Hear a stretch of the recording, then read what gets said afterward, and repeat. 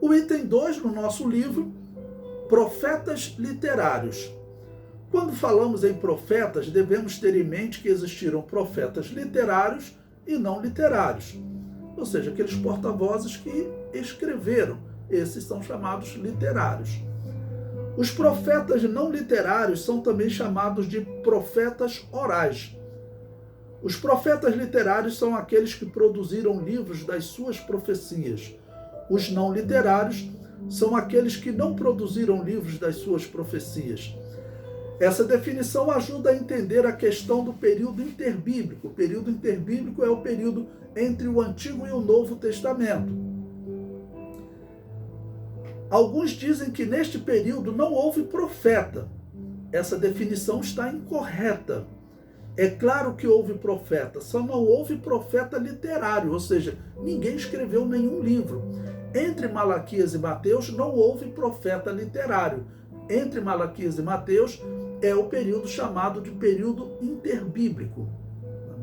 Mas que houve profetas, sim, houve profetas. O Novo Testamento relata 2 profetas que existiam em Israel no momento que Jesus nasce. E logo antes do Evangelho de Marcos, que seria o primeiro evangelho a ser escrito. Esses profetas são Simeão e Ana. Tá bom? Então, no momento que Jesus Cristo nasce, que ainda é o período interbíblico, nós temos lá 2 profetas, Simeão e Ana. Então, Deus sempre teve profetas na terra. Deus não iria deixar o seu povo ficar cerca de 400 anos sem profeta para lhes falar. Né? Até os fariseus, no momento que eles foram fundados na história de Israel, eles foram fundados com o propósito de manter o estudo da palavra de Deus vivo. Então, os fariseus eles foram fundados com esse bom propósito e era semelhante ao que eram as casas dos profetas fundada por Samuel. O profeta literário mais antigo foi Joel, que profetizou em 830 a.C.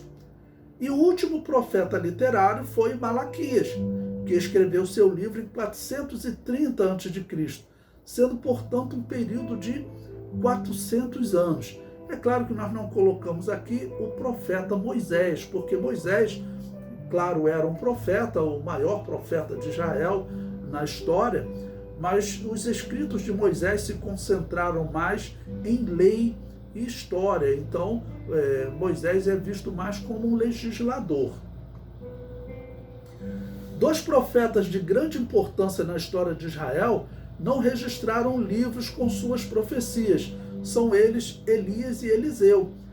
E pelo que nós vemos, eles eram líderes de casas de profetas, ou seja, dirigiam um grande número de estudiosos da Bíblia, tá bom?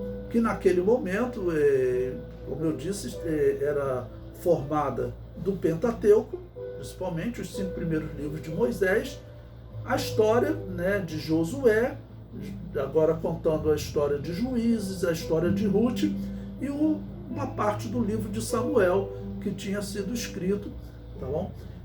E aqui o período dos reis, os livros de reis estão sendo escritos, segundo Samuel e Reis estão sendo escritos. Então, o principal objeto de estudo, qual era? Era a lei de Moisés, porque a lei de Moisés, ela ensinava ao povo como eles deveriam se comportar.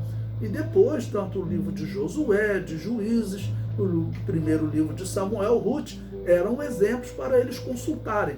Mas a lei de Moisés, e em especial o livro de Deuteronômio, segundo a história, era o livro mais ensinado pelos profetas, era o livro mais utilizado nos estudos, porque foi um sermão de Moisés para que o povo se guardasse, tá bom?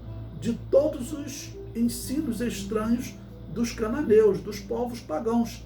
Então, esse livro era um dos livros mais ensinados em Israel naquele período.